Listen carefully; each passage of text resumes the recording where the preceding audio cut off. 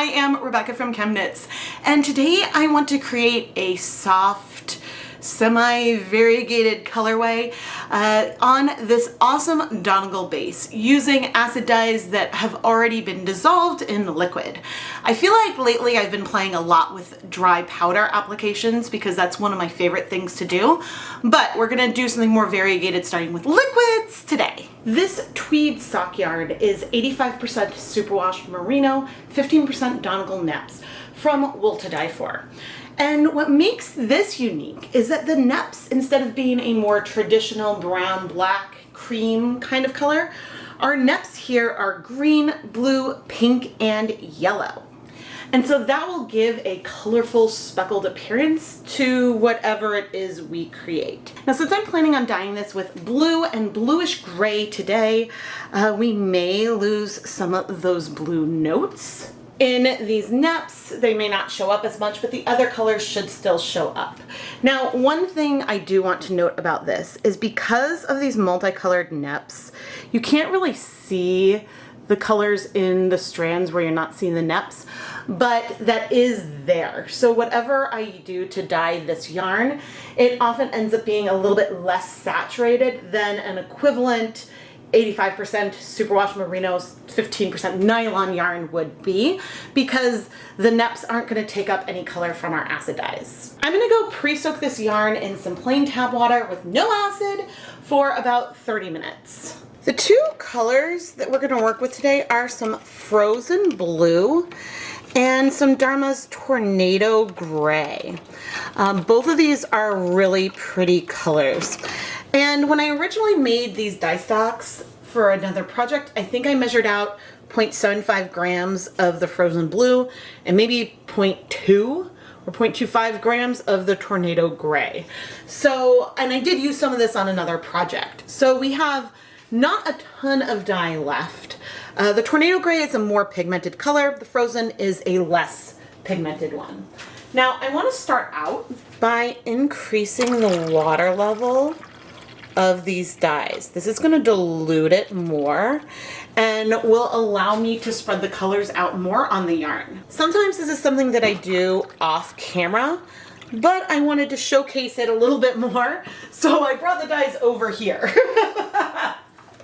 All right, well, let's go ahead and bring over the yarn, and I'll put some gloves on.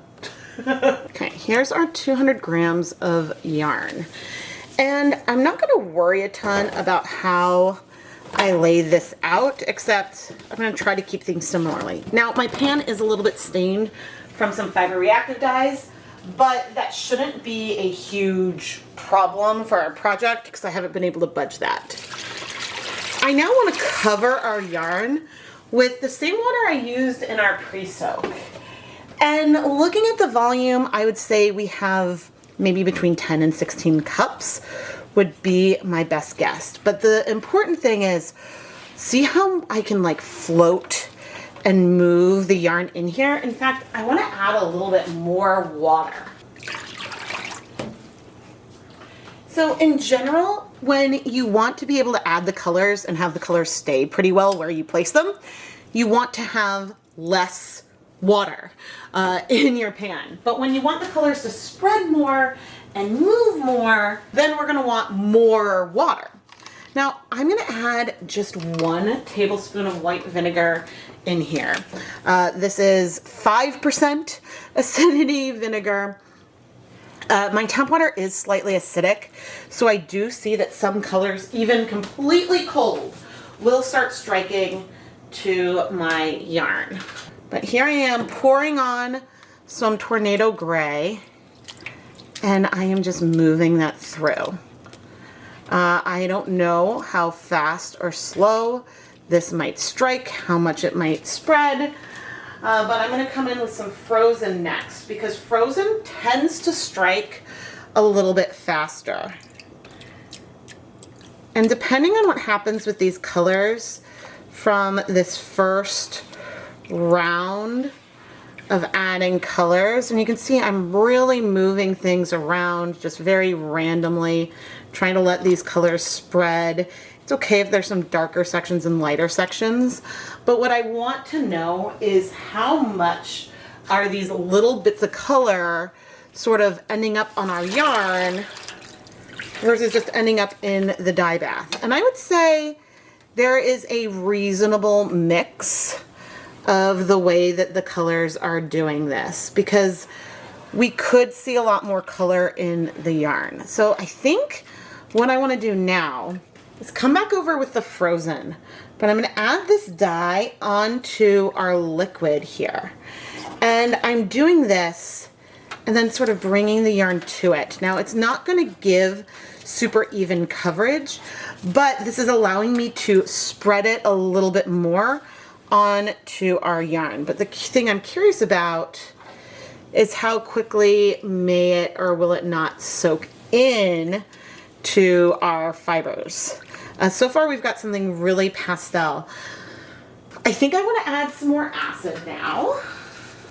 Let's do 1, 2, 3, 4, 5. And it's okay for not all the color to bind. I don't need that to happen. I just want to see what our yarn is gonna want to do.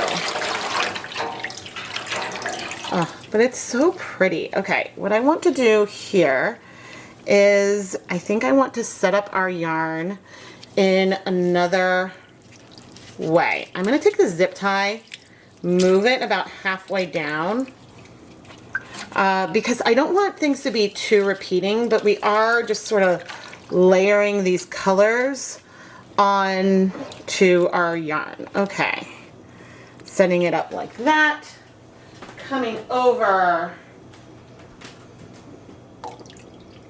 with some of our tornado color.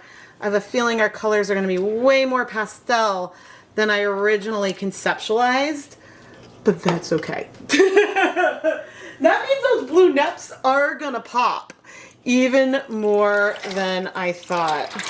Oh, that's actually striking pretty quickly, which is nice. It's hard sometimes to gauge when you look and it looks like you have so much color, but then maybe there's not as much as you thought. And you know what? Depending on where we end up here with this yarn, with our dyes, we can always over dye things. So we are not limited to the amount of color that we have here in our yarn. We have control over this, and we can add more color if we want to now or at a later date. But I'm now feeling super intrigued as I go and I put this down. I'm feeling very intrigued with the idea of having a more pastel color on this yarn base, because I think if I was dealing with yarn that was I think if I was dealing with some yarn that was bare and just didn't have any other color in it, I would be like, ooh, what a fun, like, stormy kind of pastel. And I think that there is part of that that is still very, very true here. But it's just that we have that other color in there. All right. This is going to be the last of our tornado. Just moving it through, and see, with so much water, when I move it, the dye isn't just going to the very outside of the skein, it's allowing some of it to go through to that middle. So we're getting like really nice coverage overall. And this is working out really, really well to get pastel coverage of our yarn as well. Let's go ahead and rotate things again.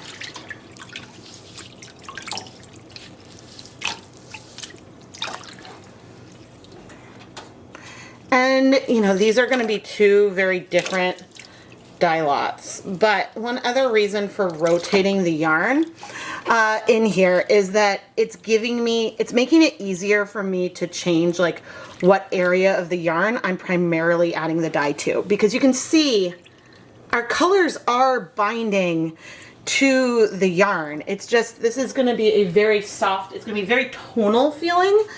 But we're going to have spots that feel more blue and spots that feel more sort of gray. Grayish?